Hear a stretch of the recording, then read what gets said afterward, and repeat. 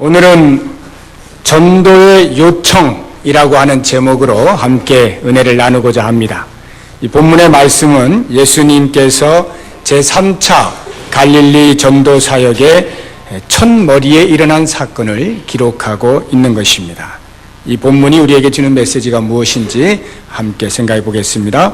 가장 먼저 우리가 생각해 볼 것은 전도라고 할 때 이 전도는 우리의 영적 생활에 있어서 필수 요소다라고 하는 것입니다. 우리의 영이 건강을 유지하려면 영적 생활에 있어서 꼭 필요한 요소들이 균형 있게 상호작용을 해야 합니다. 이것은 마치 우리 육체가 균형 있는 생활을 통해서 건강을 유지할 수 있는 것과 마찬가지입니다.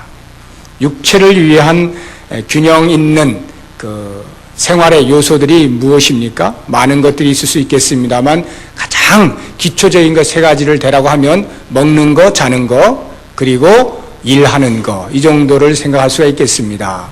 일하는 게 너무 바빠서 잠자는 것을 줄여가면서 일을 하게 되면 처음에는 돈 좀 벌겠지만 조금 지나서 곧 육체의 피곤이 몰려올 것입니다. 그래서 오히려 더 일을 못하게 되는 그러한 결과를 초래하게 될 거예요. 또는 일하는 게 너무나 바빠서 밥 먹는 것도 마다하거나 막 쫓기듯이 먹게 되면 처음 몇 번은 괜찮을지 몰라도 가면 갈수록 소화불량 걸리죠. 또는 영양실조 걸리죠.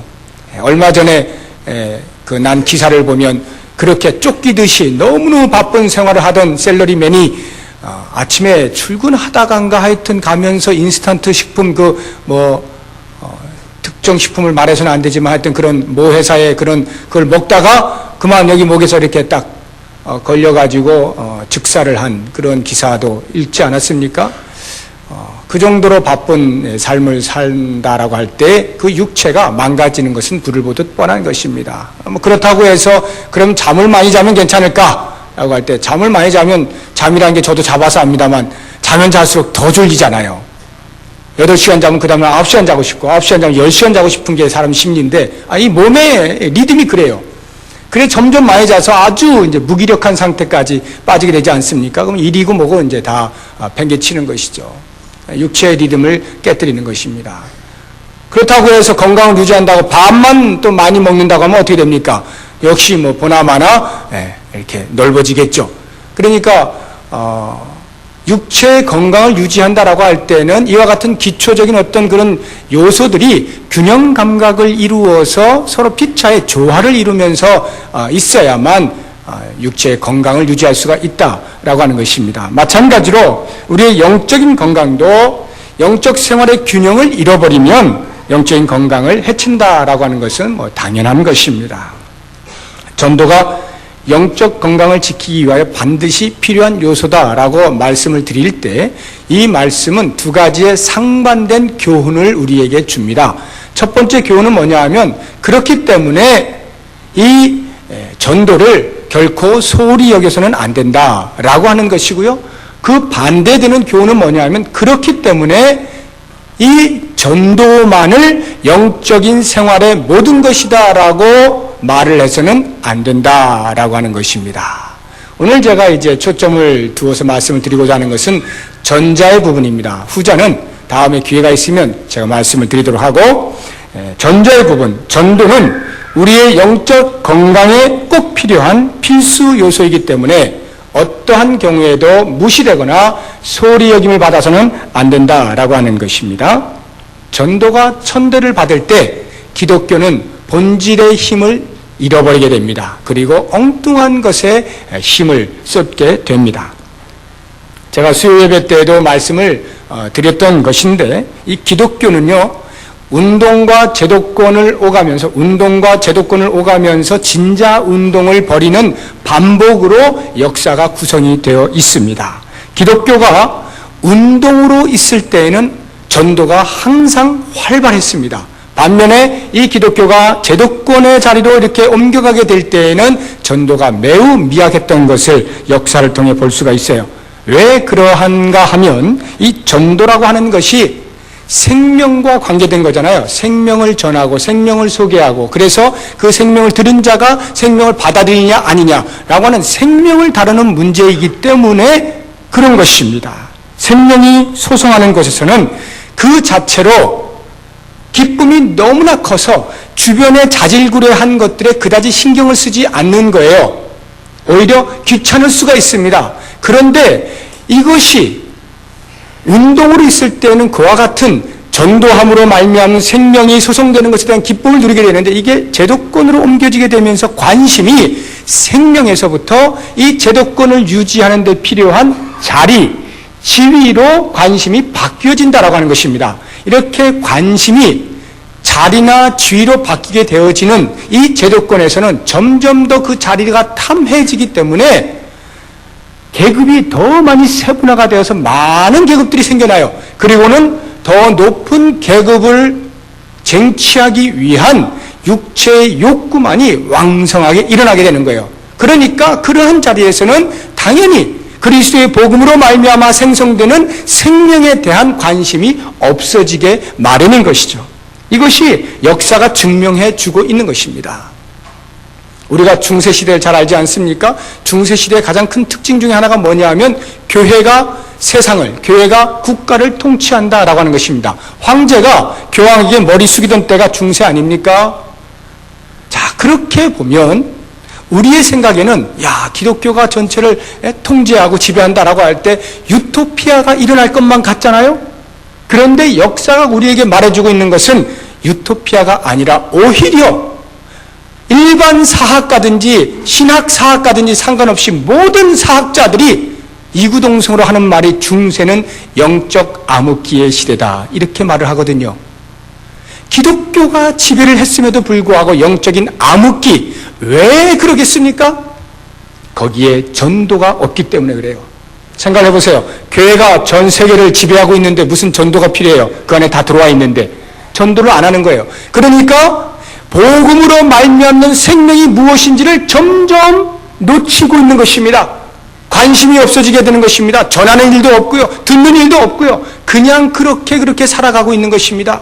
그러다 보니까 그런 생명에는 관심이 없고 오히려 엉뚱한 데에 힘을 쏟는 거죠. 자리를 쟁취하는 그러한 부여된 힘을 누리는 것으로서만 시간을 쓰다 보니까 자연스럽게 무기력하게 되어지는 것이고 영적인 암흑기라 이렇게 불려지는 것입니다. 그런데 반면에 초기 기독교 공동체는 어땠습니까? 오순절 성령 강림 사건이 임하면서 그와 함께 기독교가 운동으로 태동을 한 것을 아셔야 됩니다. 그 초기 기독교 운동사, 그것이 바로 사도행전이거든요. 여러분들이 사도행전을 한번 쭉 읽어보십시오. 사도행전 시대를 살았던 성도들이 어느 한 사람 교회 안에 갇혀서 머물러 있었던 사람이 없습니다.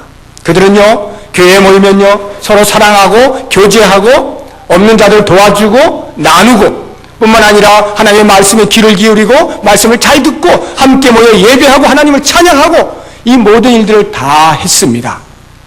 거기에 더하여 이 초기 공동체 사람들은 전도를 결코 소홀히 여기지 않았습니다. 늘 전도했어요. 여러분 사도행전 한번 1장부터 28장까지 보세요. 단 한순간도 복음 전하는 것이 빠져있는 단락들이 없습니다. 모든 것이 복음을 전하는 것에 집중되어져 있는 것을 봅니다. 기독교의 운동사, 그것은 복음을 전하는 것에 초점이 맞추어졌다 있다라고 하는 것입니다. 죽음조차도 복음 전하는 일을 가로막지 못했던 역사상 가장 위대한 일들로 가득 차 있던 시대가 바로 초대교회 시대였던 것입니다. 바로 그 시대의 주역들인 사도들, 예수님의 제자들, 그 제자들이 그런 초대교회를 경험하기 전에 예수님과 함께 공동체 생활을 하면서 그 공생의 기간 동안에 최초로 전도라고 하는 것을 스스로 직접 체험하게 되는 사건이 오늘 본문에 기록이 되어 있는 것입니다. 예수님께서 제자들을 둘씩 짝지어서 전도하러 내보내신 거예요. 이 사건에서 우리가 보아야 할 아주 중요한 두 용어가 있는데, 그것이 하나는 부르심이라고 하는 것이고 또 다른 하나는 보내심이라고 하는 것입니다. 이 부르심과 보내심, 이 두 단어는 매우 중요한 신학적 용어입니다. 7절을 보시면 12 제자를 부르사 둘씩 둘씩 보내시며 이렇게 나옵니다. 부르사 보내시며 나오죠? 이 두 개념이 깊은 상관관계가 있다는 말입니다. 물론 이 7절의 말씀 자체가 두 단어의 상관관계를 이해하고 일부러 쓴 그런 용어는 아닙니다. 지금 이 7절의 상황은 이런 거예요. 예수님께서 이제 이렇게 동네를 돌아다니면서 복음을 막 전하시다가 가만 생각해보니까 이제는 나 혼자 해서는 안 되겠다 해서 제자들에게 복음을 전하는 파송식을 하려고 하니까 얘들아 이리 와 모여라 이리 와 이 부르심입니다. 이렇게 이리 와 해서 놓고 이제 둘씩 짝지어 해가지고 보내시는 장면이에요. 그러니까 이 7절에 있는 내용 가지고는 이 두 용어가 의도적으로 사용된 것은 아닙니다만은 이것보다 훨씬 이전에 발생했던 예수님께서 최초로 제자들을 동네에 돌아다니시면서 한 사람씩 불렀던 그 사건들을 한번 상상을 해보십시오. 그때의 그 부르심, 제자들이 예수님을 찾아간 것이 아니라 예수님께서 제자될 자들을 가서 부른 거예요. 세관에 앉아있는 마태 부르고 물고기 잡고 있는 베드로 부르고 이렇게 부른 것입니다. 하나씩 부른 거예요. 불렀다라고 하는 이 말 속에 담겨있는 의미가 뭐겠습니까? 적어도 부를 때는 부른 자의 목적이 있다라고 하는 것입니다. 목적을 가지고 그들을 부른 거죠. 아무 목적 없이 부를 이유가 없지 않습니까? 다시 말하면 이 부르심이라고 하는 용어 속에는 반드시 목적이 담겨있는데 그 목적이 설명되어져 있는 것이 오늘 7절 말씀이라는 거예요. 보내시며 라고 하는 여기에 그 목적이 담겨 있다라고 하는 것이죠. 다시 말씀드리면 예수님께서 제자들을 부르신 목적은 다시금 그들로 세상을 향해 나아가 복음을 전하게 하려는 목적이었다라고 하는 것입니다. 마태복음 4장 19절에도 보면 이미 그러한 목적이 예수님의 말씀을 통하여 우리에게 증명되고 있죠. 말씀하시되 나를 따라오너라 내가 너희로 사람을 낚는 어부가 되게 하리라. 나를 따라오너라 부르셨죠? 그리고는 뭐 하신다는 거예요? 사람 낚는 어부로 보내주겠다라고 하는 말씀이거든요. 부름받은 자는 반드시 보냄을 받는다라고 하는 진리의 말씀입니다. 물론 이것보다 선행되어져야 할 우리의 인식은 보냄을 받을 자는 반드시 먼저 부름받아야 한다라고 하는 것입니다. 지금 제가 말만 거꾸로 했습니다만 이 인식이 대단히 중요한 인식이에요. 예수 그리스도에 의해서 부름받은 자, 예수 공동체 안에 들어온 자, 예수 그리스도를 구주로 고백하고 예수를 따라가는 자, 예수를 삶으로 경험한 자, 그러한 사람, 즉 한마디로 그리스도인 이 사람이 보냄을 받을 자격이 있다라고 하는 것입니다. 도를 모르는데 어찌 어딜 가서 도를 전하겠어요? 도를 경험해 본 적이 없는데 어떻게 도를 소개를 하겠습니까? 그러니까 구원의 감격과 기쁨과 흥분을 체험한 사람들, 이 사람들이 그 도를 전할 수가 있는 것입니다. 이런 면에서 볼 때 전도라고 하는 것은 부름받은 우리들에게 있어서 특권인 것을 알 수가 있는 것입니다. 그런데 만약 구원을 얻은 자임에도 불구하고 구원의 소식을 전하지 않으면 어떻게 됩니까? 제가 왜 이 말씀을 오늘 강조하려고 하느냐면 오늘날 많은 교회들이 화석화되어 가고 있는 이유 중에 하나가 이와 같이 전도하는 일을 소홀히 여기기 때문이거든요. 그래서 오늘 말씀을 통해서 우리의 삶 가운데 소홀히 여겨졌던 이 전도에 대해서 다시 한번 자각을 하자라고 해서 제가 이 말씀을 지금 강조하는 거거든요. 한번 생각해 보세요. 구원을 얻은 자인데 내가 보냄을 받지 않아요. 구원의 소식을 전하지 않아요. 그러면 어떻게 되겠어요? 우리의 신앙생활에 균형이 이루어지는 것입니다. 균형이 깨지는 거예요.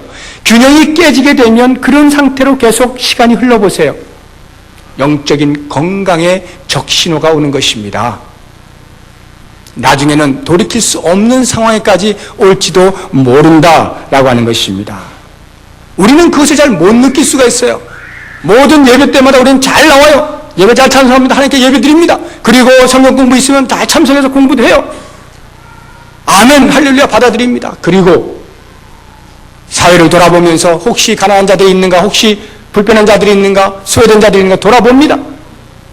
성도 간의 아름다운 사랑의 교제도 나눕니다. 이 모든 것을 다 해요. 전도하는 것만 빼고는 신앙인으로서 하등의 문제가 없는, 아주 손색이 없는 그러한 삶을 삽니다.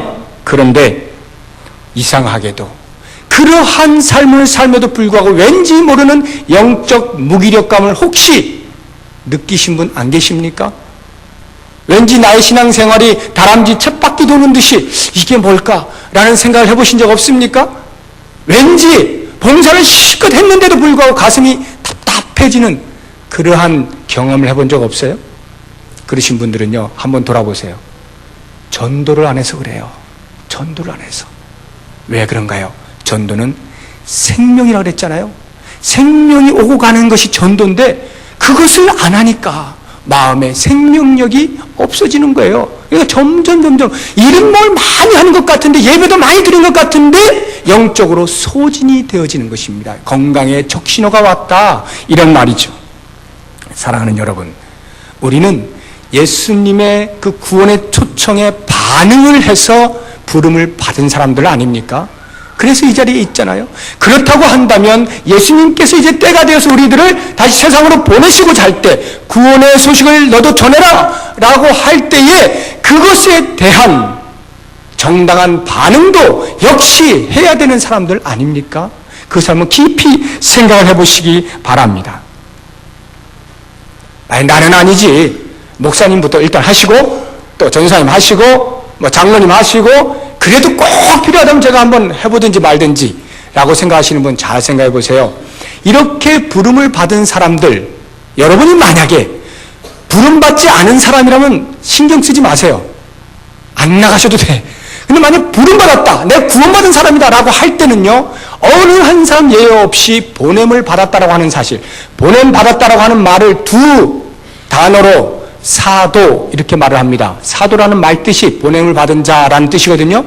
우리 모두가 사도란 말이에요. 그것은 성경이 우리에게 증명을 해주고 있는 거예요. 여기 7절에 나오고 있는 보내시며 라고 하는 이 단어가 아포스텔로라고 하는 말이거든요. 이게 아포라고 하는 것과 스텔로라고 하는 두 단어가 합성으로 된 것입니다. 아포가 어디로부터 이런 전치사예요. 스텔로가 떠나다라는 말이거든요. 합쳐서 어떤 뜻이 되느냐 하면 어디로부터 분리되어 떠나다, 보내다 이런 말이에요. 다시 말하면 특별한 목적을 가지고 파송되다 이런 말이거든요. 이게 아포스텔로예요. 이것의 명사형이 아포스톨로스입니다. 아포스톨로스. 명사 보냄 이렇게. 그러면 그것에 의해서 파생되어진 영어 단어가 있는데 그게 어파슬이라고 하는 거예요. 어파슬. 사도라는 뜻입니다. 다시 말하면 그리스도에 의해서 부름받아서 다시금 그리스도에 의해서 보냄을 받는 누구를 막론하고 다 사도란 말이에요. 그러나 이 땅에 지금은 사도는 없어요. 사도는 그때 끝났습니다. 그래서 우리를 가리켜서 뭐라고 말을 하느냐? 사도의 계승자다 이렇게 말을 해요. 교황이 사도의 계승자가 아니라 복음을 받아들이고 그 복음을 전하는 모든 그리스도인들이 다 사도의 계승자, 사도적 계승을 한 사람들이다 라고 하는 말이에요. 그래서 우리는 부름받았을 뿐만 아니라 이제 주의 말씀을 들고 나아가는, 세상을 향해 나아가는 사도적 삶을 살아야 하는 사람들인 것을 꼭 인식을 해야 하는 것입니다. 그렇게 우리를 세상으로 보내실 때 예수님께서 그냥 아무 생각 없이 그냥 야 가 이렇게 하신 게 아니에요. 부르시자마자 바로 보내신 게 아니라 이 제자들도 보면요, 최초에 부르실 때와 지금 보내실 때 시간 간격이 적어도 1년 이상이 있습니다. 지금 이 보내실 때가 제3차 갈릴리 사역 때니까 적어도 2년 정도가 지난 때거든요. 그러니까 1년 이상의 기간이 있었어요. 그 사이에 뭘 했습니까? 예수님께서 가시는 곳곳마다 제자들을 데리고 다닙니다. 그리고는 일일이 하나씩 이건 뭐고 이건 뭐다 다 가르쳐 주십니다. 일일이 가르쳐 주세요. 모든 사람들을 불러놓고 쫙 설교를 했는데 제자들이 잘 못 알아들어요. 그럼 어떻게 해요? 따로 불러다가 가르쳐 주시잖아요. 비유로 말씀했는데 못 알아들어요. 그럼 따로 방에다 불러다가 가르쳐 주시잖아요. 하나에서부터 열까지 다 가르쳐 주시는 거예요. 그것만 합니까? 귀신을 쫓아내는 것도 보여주시죠. 병자 고치는 것도 보여주시죠. 하나님 나라가 이렇게 임했느니라 다 보여주시지 않습니까? 잠자고 먹고 지내는 모든 일거수일투족을 같이 지내면서 다 가르쳐 주시는 거예요. 그렇게 가르쳐 주시면서 전도라고 하는 것이 이것이고 전도하는 자의 성품이 이래야 한다라고 하는 모든 것들을 다 훈련시키시고 양육을 시키신 후에 그리고 제자들을 파송을 하시는 것입니다. 그러므로 우리가 복음을 들고 세상을 나아간다라고 할 땐 겁먹을 필요가 없는 거예요. 적어도 주님께서 우리를 사용하시고자 할 때에는 그와 같은 훈련을 어느 통로를 통해서든지 반드시 시키시고 보내시지 아무것도 밑도 끝도 없는데 그냥 나가! 이러지 않는단 말이에요. 그래서 교회는 지금 우리 교회가 특별히 전도에 대한 프로그램을 갖고 있지는 않습니다만 이제 조만간에 그런 것들이 생겨요. 그런 훈련들을 통해서 훈련을 받으면서 이렇게 하는 거구나 체험하면서 또 우리의 신앙생활 가운데서 예수님을 직접 체험하시면서 그렇게 그 믿음을 가지고 전도하러 나아가게 되는 것입니다. 자, 그 다음에 우리가 한번 같이 생각해 볼 것은 전도의 방법인데 예수님께서 보내실 때 각각 보낸 게 아니라 둘씩 짝을 지어서 이렇게 보내지 않습니까? 이 둘씩 보내는 전도 방법이 예수님께서 만드신 고안해내신 최초의 고안자이신데 요즘은 이단들이 더 많이 사용하죠. 여호와 증인 이렇게 꼭 두 사람씩 해서 벨 누르고 이렇게 다니고 또 이게 역 같은데 이렇게 보면은 그 주변에 항상 눈 풀린 두 이렇게 가방 이상하게 메고 이렇게 가는 두 여인이 있잖아요. 그래서 도를 아십니까? 뭐 이러고 뭐 얼굴이 뭐 환합니다. 뭐 이러면서 이렇게 접근하는 눈 풀린 사람들 꼭 두 사람씩 다니잖아요. 이렇게 어디서 배웠는지 모르겠어요. 원래 이제 우리 기독교에 이렇게 워낙 전도 이걸 통해서 잘하니까 아마 흉내를 내지 않나 싶은데 이 두 사람을 짝을 지어서 보내는 이유가 있어요. 그냥 뭐 어찌 하다 보니까 둘씩 짝 져보는 게 아닙니다. 두 사람 짝을 지는 데는 첫 번째 이유는 이런 거예요. 그들의 문화 풍습입니다. 풍습이 증인을 세우는 데서 최소 인원 확보라고 하는 차원입니다. 다시 말하면 어떤 사건에 대해서 증언을 할 때 그 증인이 최소 2 이상이 돼야 돼요. 그렇지 않은 것은 증언으로 채택이 되지 않습니다. 그런 것처럼 전도자를 2를 보냈다라고 하는 것은 전도자 입장에서나 듣는 사람 입장에서 모두 이 증언대 앞에 설 것에 대한 것을 말하는 거예요. 자, 전도자 입장은 뭡니까? 두 사람이 나아갈 때 만약 혼자서 전한다고 생각해 보세요. 이건 이렇고 이건 저렇고 이렇게 쫙 도를 설명했는데 그게 맞는지 틀린지 누가 점검을 할 거예요? 듣는 사람은 생판 모르잖아요. 처음 듣는 얘기인데 뭐 맞는지 틀린지 알 수가 없어. 전하는 사람도 이게 내가 지금 제대로 전하는지 제대로 몰라. 점검을 못 받아요. 그러니까 두 사람을 짝을 지으면 한 사람이 말을 할 때 듣고 있다가 혹시 그게 좀 잘못됐으면 나중에 앞에서 말할 수는 없고 데려다가 뒤에서 군밤을 때리겠죠. 너 잘못 말했어 이렇게 하고 그럼 또 고치고 이렇게 서로에게 증거가 되는 거예요. 증언을 할 수가 있다라고 하는 것입니다. 뿐만 아니라 듣는 사람 입장은 어떠냐? 듣는 사람이 실컷 잘 듣고는 에이 모르겠어 당신이나 믿으시오 나는 내 삶 살래 이렇게 했다고 할 때에 마지막 날 심판의 때 하나님께서 그를 불렀어요. 그리고 너 왜 예수를 안 믿었어? 라고 해서 이제 지옥으로 탁 보내려고 하는데 이 사람이 갑자기 손을 바짝 들고 저는 한 번도 도를 들어본 적이 없습니다. 복음을 아무도 저에게 전한 적이 없습니다. 라고 발뺌을 하려고 할 때 만약 한 사람이 전했으면 그 한 사람이 나한테 내가 너한테 했잖아 라고 할 때 그걸 누가 믿어? 이렇게 해버리면 하나님도 할 말이 없잖아요. 두 사람을 딱 세우는 거야. 두 사람이 말을 해버리니까 꼼짝을 못하는 거지. 이렇게 해서 전하는 자나 듣는 자가 모두 증언을 최소 인원 확보하라고 하는 차원에서 이렇게 두 사람을 딱 세운다라고 하는 것입니다. 근데 꼭 그런 목적으로만 예수님께 두 사람씩 보낸 것은 아닙니다.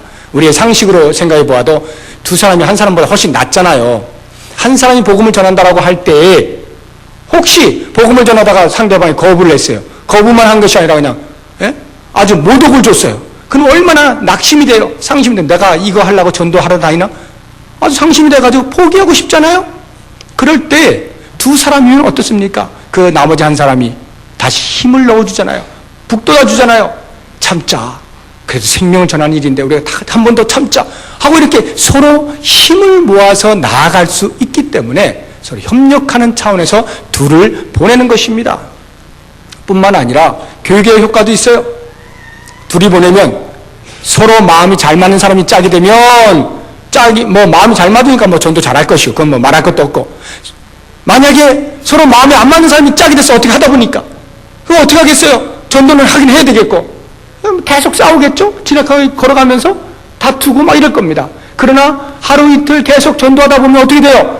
다투는 것도 힘들잖아요. 그러니까 점점 깎이는 거예요. 자기가 깎여요. 다듬어지는 것입니다. 자기도 모르는 사이에 서로 이렇게 마모가 되면서 둥글둥글하게 되면서 상대방에 대한 배려가 생겨나고, 이렇게 하는 것이구나 라고 하는 자기 성숙을 이룰 수가 있다는 것입니다.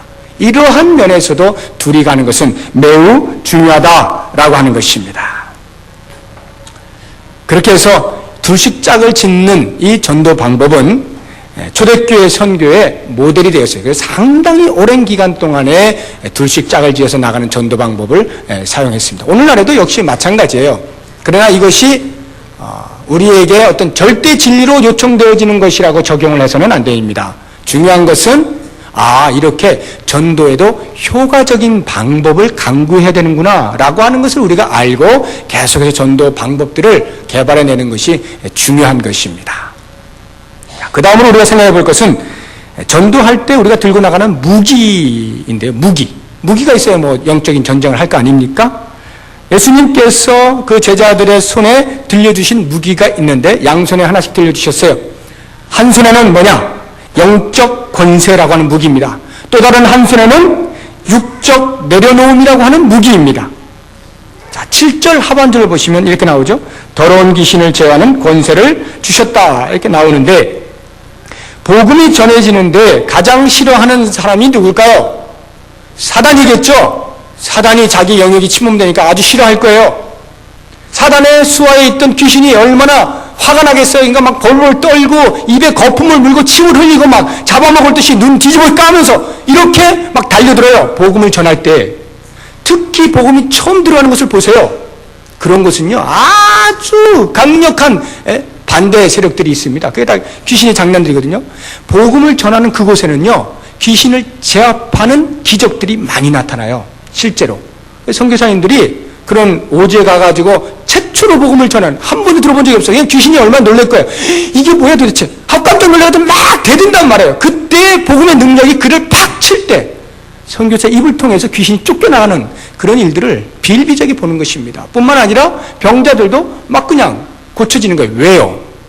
하나님의 나라가 임했다는 것을 그들에게 보여줘야 되기 때문에, 하나님의 통치가 시작되었다고 하는 것을 그들로 하여금 알게 해야 되기 때문에 그와 같은 기적들이 사람들을 통하여 나타나는 거예요. 예수님께서 제자들이 그와 같은 권세를 주셨어요. 13절에도 보면 귀신을 쫓아내기만 했습니까? 병자도 많이 고쳤다라고 나오지 않습니까? 그런데 이러한 영적인 권세, 귀신을 쫓아내거나 병자를 고치거나 하는 치병의 권세를 주는 이러한 것이 무기다라고 할 때는 참 이해가 돼요. 나도 그런 거 있으면 좋겠다, 이런 생각이 드는데, 그 또 다른 한 손에 쥐어진 육적 내려놓음이라고 하는 무기, 이게 무슨 무기인가라는 생각이 듭니다. 자, 한번 보시죠. 8절 9절에 보면은 예수님께서 그들에게 여행을 떠날 때, 전도 여행을 떠날 때 준비하라라고 하는 지시한 그 준비물이 나옵니다. 여행을 위하여 지팡이 외에는 양식이나 주머니나 전대의 돈이나 아무것도 가지지 말며 신만 신고 옷도 두 벌 입지 말라, 이렇게 이야기하지 않습니까? 그러니까 예수님께서 허락하신 것이 지팡이 하나, 워낙 산세가 험하거든요. 거기가 예루살렘은 굉장히 높고 사해는 저 밑에 있고 굉장히 산세가 험해요. 그럴 때 이 지팡이는 너무나 필요한 거예요. 지팡이, 그리고 신발, 요 딱 두 개 빼고는 몽땅 다 내려놓아라, 이렇게 말씀하신 것입니다. 그것이 무기라고 지금 예수님께 주셨다라고 하는 것입니다. 왜 이렇게 빈털터리로 전도하러 나가게 하셨을까요? 전도자들의 삶을 하나님께서 책임지시겠다라고 하는 그 믿음이 없이는 전도를 끝까지 행할 수 없는 것임을 예수님께서 아셨기 때문이죠. 만약에 자기 나름대로 전도에 필요한 것들 다 준비해가지고 갔다고 생각해 보세요. 어떤 일이 벌어지겠습니까? 준비한 거 떨어지는 그 시간부터 전도도 같이 끊어지는 겁니다. 더 이상 전도 안 해요. 왜요? 준비가 다 끝났으니까. 준비물이 다 끝났잖아요. 그러니까 안 하는 거예요. 예수님께서 그것을 아신 것입니다. 그래서 다 내려놓으라는 거예요. 그냥 하늘 바라보고 나아가라는 것이죠. 마치 엘리야가 그리시네가에서 까마귀가 와서 물어다 주면 그거 먹고 사는 하늘 바라보는 인생이었던 것처럼 철저하게 하나님만 바라보면서 나아가는 삶으로 전도자에게 요청을 하고 있다라고 하는 것입니다. 육적 내려놓음. 전폭적으로 하나님만 의지하라, 하나님만 바라보라. 이것이 오히려 육신에 필요한 것들을 가지고 가는 것보다 훨씬 큰 무기다라고 하는 것을 말씀해 주고 있는 것입니다. 우리가 과연 그것을 체험할 수 있습니까? 인정할 수 있습니까? 내가 가지고 있는 어떤 것들, 전도하는 데 필요한 여러 가지, 내가 생각할 때 이런 거 필요한 거, 이것보다 다 내려놓고 하나님 바라보는 게 더 큰 무기라고 생각이 듭니까? 들지 않잖아요. 그러한 상식을 깨고 그런 육적인 내려놓음을 시행할 때 비로소 전도자가 끝까지 죽음을 불사하고 감당할 수 있다라고 하는 것입니다. 이게 바로 전도자의 무기예요. 하나님만 바라보는 것. 이제 마지막 한 가지만 보고 말씀을 마치겠습니다. 전도자의 태도입니다. 전도자는 어떤 태도를 가져야 할 것이냐? 한마디로 당당함입니다. 당당함. 10절 이하에 나오죠. 또 가라사대 어디서든지 네 집에 들어가거든 그곳을 떠나기까지 거기 유하라. 어느 곳에서든지 너희를 영접지 아니하고 너희 말을 듣지도 아니하거든 거기서 나갈 때 발 아래 먼지를 떨어버려 저희에게 증거를 삼으라. 자, 머물 곳을 찾게 되면 할 수 있는 대로 그 한 곳에 머물라 이렇게 이제 요청을 하시는데요. 병행 구절인 마태복음 10장 11절에 보면 아무 성이나 촌에 들어가든지 그 중에 합당한 자를 찾아내어 너희 떠나기까지 거기서 머물라 이렇게 말씀해요. 그냥 아무 곳이나 유하라는 것이 아닙니다.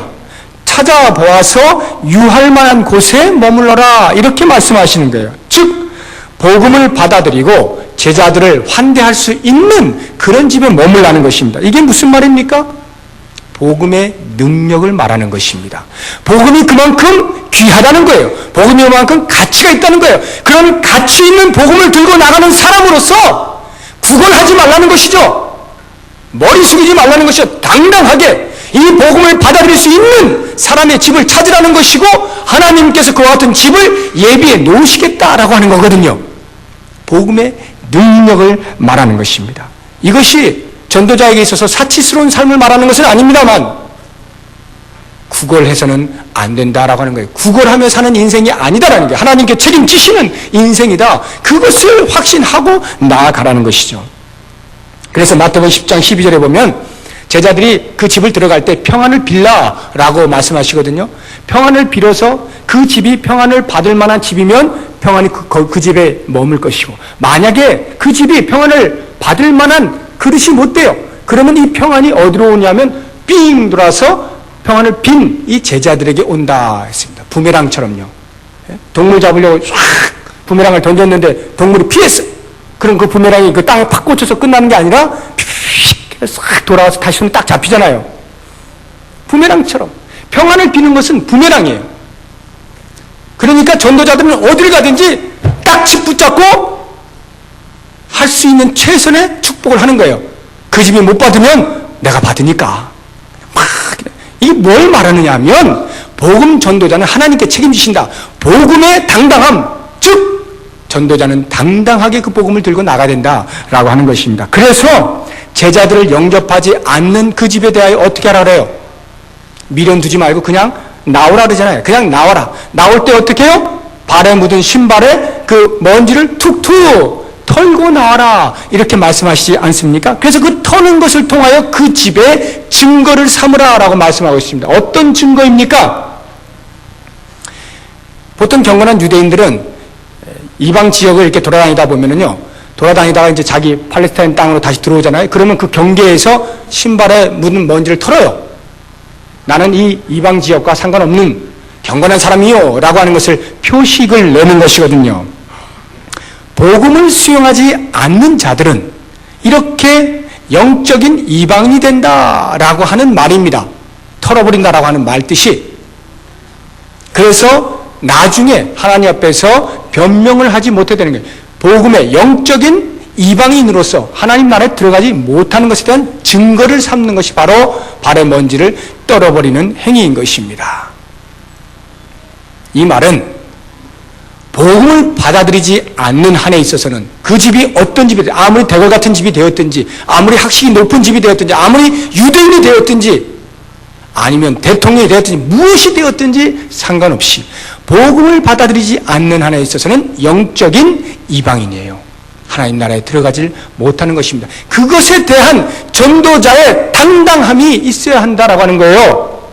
고개를 숙이고 이렇게 빌빌거리고 다니는 것이 아니라 가장 영화로운 하늘나라를 소개하는 자로서의 당당함으로 나아가라 라고 하는 것입니다. 그리고 또 한 번 발을 터는 것은 이 전도자의 입장에서 볼 때는 나는 이 사람처럼 복음을 거부하는 불신앙에 동참하지 않겠소 라고 하는 의미도 포함이 되어 있는 것이에요. 왜 이런 것이 필요한가 라고 하면 복음을 전하는 바로 그 현장이 가장 죄의 노출이 심하게 되어 있는 곳이기 때문에 그렇습니다. 병원, 사람을 고치는 병원에 병균이 제일 많잖아요. 그래서 옮길 확률이 제일 높아서 늘 손 씻고 이러는 거 아닙니까? 그런 것처럼 복음을 전하는 생명이 막 이러는 그곳에 죄가 가장 심하게 노출되어 있단 말이에요. 그래서 복음을 전했는데도 불구하고 자기 자신이 죄의 오염이 돼가지고 그만 자기 자신은 버림을 받는 일이 있을 수도 있다는 거예요. 그래서 사도 바울이 그렇게 고백하지 않습니까? 내가 날마다 내 몸을 쳐 복종하는 것은 내가 복음을 전한 후에 그만 나는 내가 버림을 받을까 두려워하여서 날마다 내 자신을 쳐 복종시킨다라고 고백을 하는 것입니다. 우리가 발에 먼지를 떨어버린다라고 하는 것은 바로 그와 같은 복음을 전하다가 혹시 나 자신을 돌아보지 않냐고 내가 실족할까 늘 경건의 삶, 죄악과 떠나는 삶을 살아주어야 한다라고 하는 의미인 것입니다. 이제 말씀을 맺겠습니다. 여러분, 제자들이 이렇게 예수님에 의해서 부름을 받고 보내심을 받아서 나아가서 어떻게 합니까? 12절에 보니까 제자들이 나가서 회개하라 전파하고 많은 귀신을 쫓아내고 많은 병인들을 고쳐주었다라고 하는 것입니다. 회개하라 전파한 거예요. 우리도 사도적 삶을 사는 사람들로 보냄을 받은 자로서 이렇게 복음을 담대하게 외치되 어디까지 외치느냐? 땅 끝까지 외치고 언제까지 외치느냐? 예수님이 다시 오실 때까지 외치고 나의 힘이 남아있는 데까지 최선을 다해서 부름받은 자의 사명을 잘 감당해서 하나님 나라를 이 땅에서 아름답게 이루어가는 우리 모두가 될 수 있기를 바랍니다.